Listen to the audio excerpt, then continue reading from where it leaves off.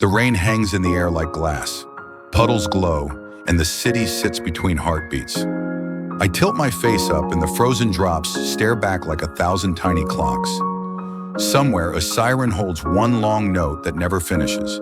It began at a market stall with a watch I wasn't meant to own. Tarnished brass, heavy in the hand, one word carved on its back. Unpause. At home, I pressed the crown, expecting a click. Instead, the ceiling fan stopped mid-spin. Dust hung like stars, and the window rain forgot how to fall. The world went impossibly still. At first, it felt like a gift. I wandered the streets while time held its breath. Coffee arced from a cup and became a glass ribbon. People paused mid-step, balanced on the edges of their own lives. I told myself I was fixing small things the world wouldn't miss. Then I found the thing the stillness didn't catch. At the end of an empty boulevard, a figure stood, tall and thin, not walking but gliding. Its face looked wrong, as if someone had smeared wet paint where a mouth and eyes should be.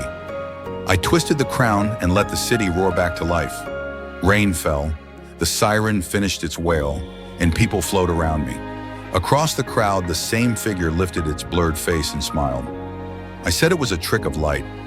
I stopped time again to prove it. The silence dropped.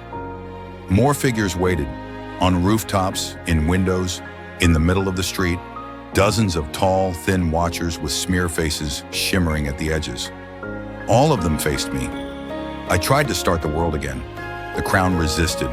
The crystal answered with a hairline scream.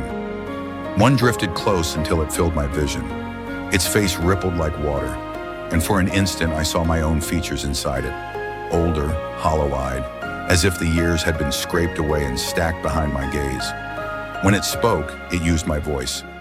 Time isn't yours to keep. The watch broke in my hand. Brass teeth, gears, and hands lifted into the air and stayed there glittering among the motionless rain. The city did not resume. The figures blinked in patient sequence, like a clock taking turns.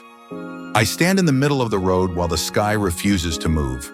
Above me, more of them appear, lining rooftops like punctuation on a sentence that won't end.